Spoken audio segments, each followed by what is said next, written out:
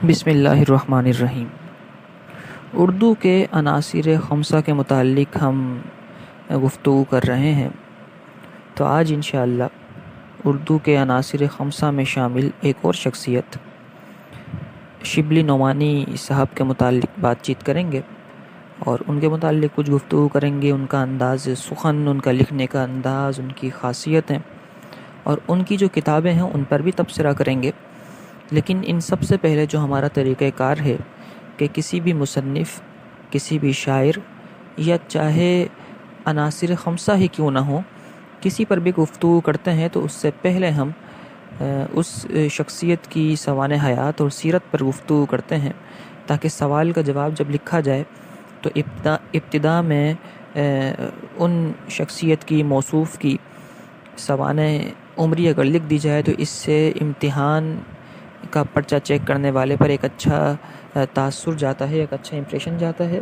دوسرا یہ ہے کہ بہت ساری باتیں جو ہم آگے کریں گے ان کے لب و لہجے اور ان کے انداز سخن اور طرز نگارش کے اعتبار سے، وہ بہت ساری باتیں سوانح نگاری سے جڑی ہوئی ہوتی ہیں، ان کی سیرت سے جڑی ہوئی ہوتی ہیں، تو ہمیں پھر ان باتوں کو ان باتوں سے میچ کرنے میں آسانی ہو جاتی ہے اور بات مستقل اور اچھے طریقے سے سمجھ میں ذہن میں راسخ ہو جاتی ہے۔ تو بلا تاخیر سب سے پہلے ہم مولوی شبلی نعمانی کی سوانح عمری اور ان کی سیرت پر کچھ نظر ڈالتے ہیں۔ انہوں نے کہاں تعلیم حاصل کی، کتنی عمر میں کہاں گئے، کن کن اساتذہ سے پڑھا، کن کن یونیورسٹیز کے اندر فیلو رہے، یہ ساری باتیں کریں گے۔ چلیے سب سے پہلے آغاز کرتے ہیں شبلی نعمانی صاحب کی سوانح عمری سے۔ مولوی شبلی نعمانی اپنے عہد کی، اپنے دور کی نہایت ممتاز شخصیات میں تھے اور ممتاز ادیبوں میں شمار کیے جاتے تھے۔ انہوں نے زندگی کے مختلف شعبوں میں بڑے اہم کام سر انجام دیے، لیکن ایک مورخ، ایک ادیب، ایک فلسفی، نقاد اور مصلح ہونے کی حیثیت سے ان کا مقام اور مرتبہ، ان کا قد و قامت بہت بلند و بالا ہے۔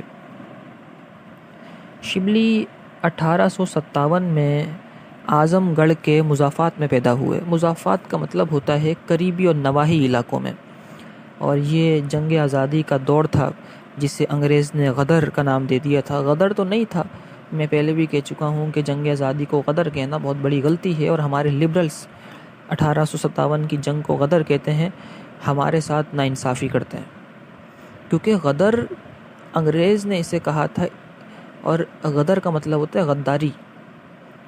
ہم نے غداری تو نہیں کی تھی، ہم تو اپنی آزادی کی جنگ لڑ رہے تھے اور اسے انگریز غدر کا نام دے کر چلا گیا، اور آج کے لبرلز اس جنگ کو غدر کہتے ہیں، جبکہ ایسا نہیں ہے، وہ پہلی جنگ آزادی تھی جس نے پاکستان کی بنیاد رکھنا شروع کر دی تھی۔ بہرحال 1857 میں اعظم گڑھ ایک علاقہ ہے ہندوستان کا، اس کے نواحی علاقے کے ایک گاؤں میں آپ کی پیدائش ہوئی۔ آپ کے والد کا نام تھا شیخ حبیب اللہ، جو کہ وکیل تھے اور اعظم گڑھ میں ہی وکالت کیا کرتے تھے، روزانہ اپ اینڈ ڈاؤن کرتے تھے اعظم گڑھ سے اپنے گاؤں پر۔ تو ان کے والد حبیب اللہ وہ وکالت کیا کرتے تھے اعظم گڑھ میں۔ شبلی نے ابتدائی تعلیم مولوی شکر اللہ سے حاصل کی۔ مولوی شکر اللہ تھے ان کے علاقے میں، اس وقت نام بھی ایسے ہی ہوا کرتے تھے، شکر اللہ، حمد اللہ اور وغیرہ وغیرہ۔ تو مولوی شکر اللہ سے انہوں نے تعلیم حاصل کی اور عربی اور فارسی ان سے سیکھی، بڑے اچھے استاد تھے، اور شبلی نعمانی ویسے ہی ذہانت میں بہت تیز تھے، تو بہت کم عرصے میں عربی اور فارسی میں آپ نے بڑی مہارت، لیاقت اور قابلیت حاصل کر لی، کمانڈ حاصل کر لی آپ نے عربی اور فارسی زبانوں پر۔ مولوی شکر اللہ کے پاس آپ نے عربی اور فارسی کی تعلیم حاصل کی۔ یہ بات یاد رکھیے کہ جتنے بھی آپ کو بڑے بڑے اردو دان ملیں گے وہ فارسی اور عربی پر مکمل عبور رکھتے ہیں۔ اس کی وجہ یہ ہے کہ عربی اور فارسی اردو کی پیرنٹ لینگویجز ہیں، اور یہ اردو ہماری مادری زبان ہے، اور اردو کی مادریت جو ہے وہ عربی اور فارسی میں ملتی ہے۔ تو جسے اردو میں قابلیت حاصل کرنی ہو وہ اس کو چاہیے کہ عربی آ جائے اور اس کو فارسی آ جائے۔ تو آپ نے عربی اور فارسی میں بڑی اچھی مہارت پیدا کی۔ اس کے علاوہ پھر آپ چلے گئے مولانا فاروق چریا کوٹی کے پاس۔ چریا کوٹی یہ ایک سرنیم ہوتا ہے. آج بھی میں بہت سارے لوگوں کو جانتا ہوں جن کے نام کے آگے چریا کوٹی لگتا ہے. تو مولانا فاروق چریا کوٹی کی شاگردی آپ نے اختیار کی اور ان کی صحبت سے شبلی کو بڑا فائدہ پہنچا. دینیات کی بڑی کتابیں آپ نے مولانا فاروق چریا کوٹی سے سیکھیں. پھر ان کے علاوہ شبلی نے اور بھی کئی استادوں سے مختلف مقامات پر کسب علم کیا. کسب کہتے ہیں، یہ میں لفظ کسب علم کا لفظ اس لیے استعمال کر رہا ہوں کیونکہ کسب کا مطلب ہوتا ہے کمانا، حاصل کرنا، اور علم ہے، علم حاصل کیا. جسے کسب علم لکھا جائے تو زیادہ فگریٹو اور خوبصورت لفظ لگتا ہے. اور پھر آپ نے مولانا فاروق چریا کوٹی کے پاس ایک طویل عرصے تک علم حاصل کیا. 1882 میں شبلی نعمانی کا اتفاقاً علی گڑھ آنا ہوا. یہاں سر سید سے ملاقات ہوئی اور سر سید، کیونکہ آپ کو عربی اور فارسی میں ہم کہہ چکے ہیں پہلے کہ بڑی مہارت حاصل ہو چکی تھی، تو سر سید نے آپ کو علی گڑھ کالج کے اندر فارسی کا پروفیسر اپوائنٹ کر دیا. بحیثیت فارسی کے پروفیسر کے عہدے پر تقرری آپ کی کر دی گئی، اگر اردو میں کہا جائے. یہاں کے دوران قیام شبلی نے سر سید اور حالی کی صحبت اختیار کی. مولانا حالی خود ایک اردو کے بہت مرتبے پر فائز تھے. سر سید تو تھے ہی اردو دان، اور شبلی کو ان دونوں کی صحبت مل گئی تو سونے پر سہاگا ہوا. اس کے علاوہ سر سید کے کتب خانے سے بڑا استفادہ کیا شبلی نے. اس کے علاوہ پروفیسر آرنلڈ سے ملاقات ہوئی. پروفیسر آرنلڈ کا تذکرہ ہم پہلے بھی کر چکے ہیں اور اب پھر سے کر دیتے ہیں کہ پروفیسر آرنلڈ جو تھے، میتھیو آرنلڈ، ان پر تو پہلے ہم مکمل ایک لیکچر بھی دے چکے ہیں ان کے تنقیدی نظریات کے اوپر. یہ اردو اور خاص طور پہ مشرقی زبانوں کے بڑے مداح تھے. اردو اس طرح بولتے تھے جیسے کہ کوئی اردو کا ادیب اردو میں باتیں کر رہا ہے. بڑی صاف، شستہ اور شائستہ زبان بولا کرتے تھے، اور اردو کی روایات اور اردو کے تمدن اور تہذیب کا انہیں مشرقی تہذیب سے بڑا لگاؤ تھا. تو پروفیسر آرنلڈ سے ملاقات ہوئی. ان کی صحبت میں شبلی نے مغربی تنقید کے اصول سیکھے اور مشرقی ادبیات کے نقائص اور کمزوریوں سے واقفیت بھی حاصل کی. علی گڑھ میں شبلی کو اسلامی کارنامے قلم بند کرنے کا شوق پیدا ہوا. علی گڑھ میں چاروں طرف ایسا ماحول دیکھا تو شبلی کے دل میں یہ خواہش ابھری کہ کیوں نہ اسلام کے جو واقعات ہیں، جو تاریخ اور سیرت ہے بزرگوں کی، انہیں کیوں نہ قلم بند کیا جائے، ان پر کیوں نہ کتابیں تصنیف کی جائیں. آپ نے اپنے اس شوق کا ذکر سر سید سے کیا. سر سید چاہتے تھے کہ اردو میں آسان کتابیں لکھی جائیں تاکہ اردو کو سہل کر کے لوگوں تک پہنچا دیا جائے. سر سید نے شبلی کی ہمت افزائی کی، حوصلہ افزائی کی، اور آپ نے پھر کچھ نہ کچھ لکھنے کا کام شروع کر دیا. یہ وہ نقطۂ آغاز تھا جہاں سے شبلی نے قلم کو تھاما، اور قلم تھام کے آپ پھر ایسا چلے قلم کے سہارے کہ زندگی بھر قلم سے آپ کی دوستی نہیں چھوٹی. ہر موڑ پہ قلم نے آپ کا ساتھ دیا. پھر اس کے بعد یہ ہوا کہ سر سید کی وفات ہوئی 1897 کے اندر. 1897 میں آپ کی سر سید کی وفات ہوئی، اور پھر 1898 میں ایک سال کے بعد شبلی نے کالج سے علیحدگی اختیار کی اور واپس اپنے علاقے اعظم گڑھ واپس آ گئے. 4 سال تک پھر حیدرآباد دکن 4 سال کے لیے حیدرآباد دکن چلے گئے، اور وہاں پر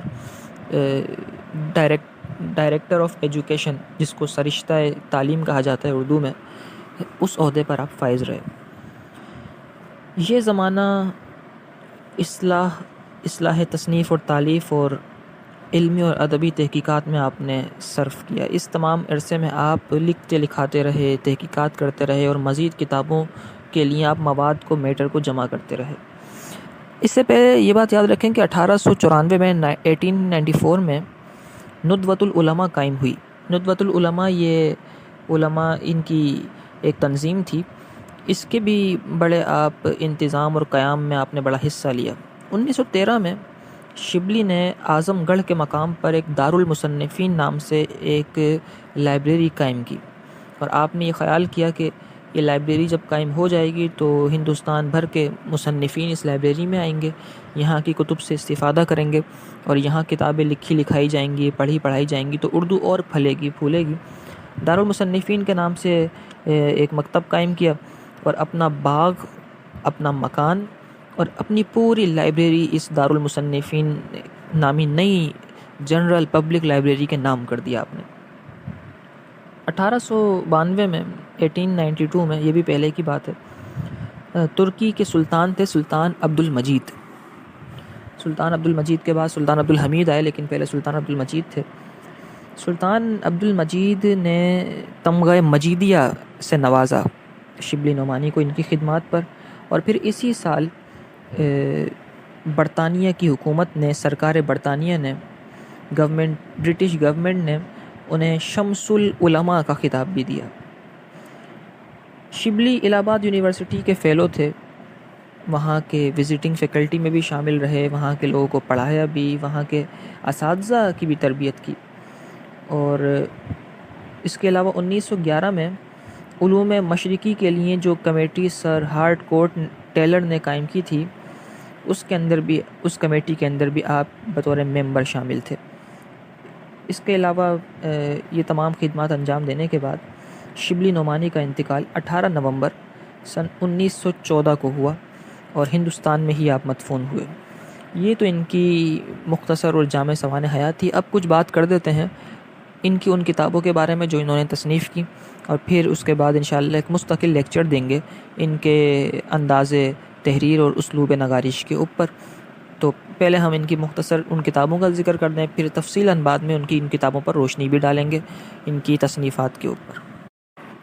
شبلی کی تصانیف کا دائرہ خاصا وسیع ہے، موضوعات کے اعتبار سے ان کو کئی اس میں تقسیم کیا جا سکتا ہے۔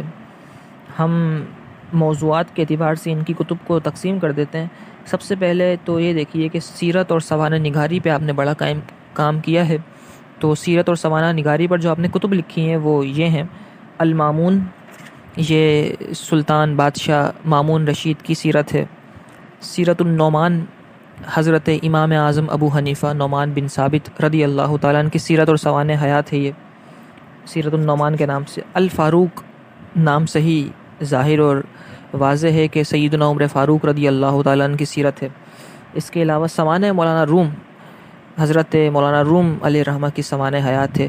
مولانا روم وہ ہیں جنہوں نے مثنوی مولانا روم لکھی۔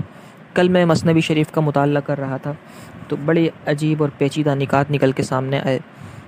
مولانا روم کا ایک شعر مجھے ابھی یاد آ رہا ہے، میں پڑھ دیتا ہوں۔ آپ نے کہا ہے کہ مثنوی در شش مجلد یک نواست، حاصل آں در گوتۂ بحر فناست۔ آپ نے کہا ہے کہ مثنوی تو ہے، اس کی 6 جلدیں ہیں، لیکن اس کی ایک ہی آواز ہے کہ فنا کے سمندر میں غوطہ زن ہو کر عالم بقا پر پہنچ جا، یعنی رب کی بارگاہ میں اتنا فنا ہو جا، جو جتنا فنا ہوگا وہ اتنا ہی مقام بقا پر پہنچ جائے گا۔ بہرحال کیونکہ یہ تو موقع اور وقت ہی نہیں ہے، مثنوی شریف تو فارسی میں لکھی گئی ہے اور فارسی کا ہی شعر میں نے پڑھ دیا ابھی۔ تو سوانح مولانا روم لکھی، اس کے علاوہ سیرت النبی بھی انہوں نے لکھی، نبی پاک صلی اللہ علیہ وسلم کی سیرت پر ایک مکمل کتاب لکھی۔ تو یہ تقریباً 6 کتابیں ہیں، جو کہ 5 کتابیں ہیں جو کہ انہوں نے سیرت اور سوانح نگاری پر لکھی۔ اس کے علاوہ فلسفہ اور علم الکلام پر، علم الکلام ایک علم ہے جو کہ سکھایا جاتا ہے، اور ہم نے الحمدللہ علم الکلام سیکھا بھی ہے۔ علم الکلام یہ ہوتا ہے جس کے اندر عقائد شرعیہ کو دلائل تفصیلیہ سے ثابت کیا جاتا ہے، ایک مشکل ترین علوم میں سے ایک علم ہے۔ تو فلسفہ اور علم الکلام دونوں علوم حاصل ہم نے بھی کیے ہیں الحمدللہ۔ تو علم الکلام پر بھی انہوں نے کتابیں لکھی ہیں۔ پہلی کتاب لکھی ہے علم الکلام کے ہی نام سے، دوسری کتاب لکھی ہے الکلام کے نام سے، اور تیسری کتاب انہوں نے لکھی ہے الغزالی کے نام سے۔ الغزالی کے نام سے ایک کتاب ان کی سیرت پر بھی ہے، امام غزالی کی، اور الغزالی کا ایک حصہ ایسا بھی ہے جو علم الکلام پر مشتمل ہے۔ تاریخ اور تنقید اور ادب پر بھی انہوں نے کتابیں لکھی ہیں۔ 2 کتابوں کے نام ذکر کرتا چلوں۔ ان کی ایک کتاب موازنہ انیس و دبیر۔ انیس اور دبیر یہ دونوں کے دونوں مرثیہ لکھنے والے شعراء ہیں اردو کے، اور ان دونوں کے درمیان جو فرق ہے وہ بڑے خوبصورت انداز میں انشاءاللہ آگے موقع ملا تو ہم بیان کریں گے۔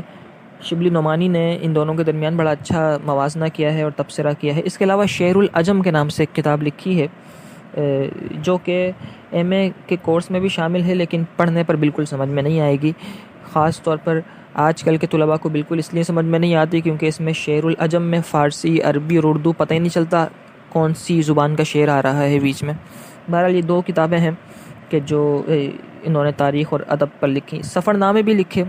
تو چوتھا جو ہم نے کلاسیفیکیشن کرتے ہوئے چوتھا گروپ بنایا ہے بکس کا وہ ہے سفر نامہ. 2 سفر نامے آپ کے مشہور ہیں, 3 سفر نامے بلکہ. سفر نامہ مصر, دوسرا سفر نامہ روم, اور تیسرا ہے سفر نامہ شام سیریا.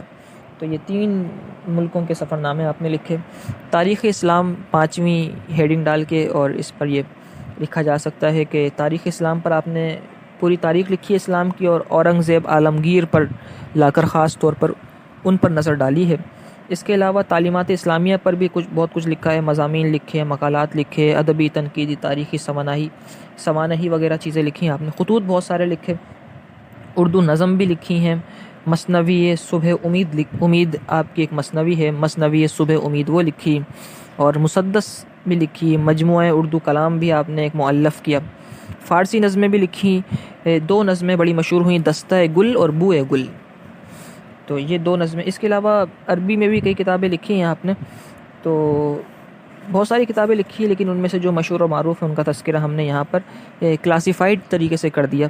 یعنی سیرت اور سوانح پر کون سی ہیں, فلسفہ علم کلام پر کون سی ہیں, تاریخ و تنقید ادب پر کون سی ہیں, سفر نامے کون سے, تاریخ اسلام تعلیمات پہ کون سی لکھی, خطوط میں کون سی ہیں, اردو نظم میں, فارسی نظم میں جو کتب لکھی, تمام کی تمام ہم نے تفصیل سے بیان کر دی. اور میرے خیال میں یہ کسی بھی شخصیت کی سوانح اور اس کی زندگی کو اجاگر کرنے کے لیے اتنا طویل لیکچر اور کافی ہو سکتا ہے. اسی کے ساتھ ساتھ مولانا شبلی نعمانی کے متعلق ہمارا آج کا لیکچر اپنے اختتام کو پہنچا. انشاءاللہ اگلے لیکچر کے اندر اور مزید باتوں کے ساتھ, اور ان کی تصنیفات کے خواص اور ان کے تحریروں کے اسلوب کے ساتھ پھر بات کریں گے. یہ لکھا جائے, نوٹ کیا جائے, کیونکہ یہ سوال اہم ہے اور بار بار شبلی نعمانی کے متعلق چیزیں آ جاتی ہیں. یہ وہ لیکچر ہے جو شبلی نعمانی کے متعلق آنے والے ہر سوال کے جواب کا صحرا بنے گا. ابتدا میں یہ چیز ڈالنی ضروری ہوگی کیونکہ آپ کی سوانح حیات ہے, اور سوانح حیات لکھنی ضروری ہوتی ہے تاکہ سوال بڑا بھی ہو جائے اور دیکھنے والا یہ سمجھے کہ اس نے کچھ نہ کچھ یاد کیا ہے اور کچھ نہ کچھ سمجھ بھی ہے اسے, کہ جس کے بارے میں لکھنے جا رہا ہے اس کے بارے میں اسے کتنا معلوم ہے. اسی کے ساتھ ساتھ ہمارا آج کا لیکچر اپنے اختتام کو پہنچا. السلام علیکم ورحمۃ اللہ وبرکاتہ.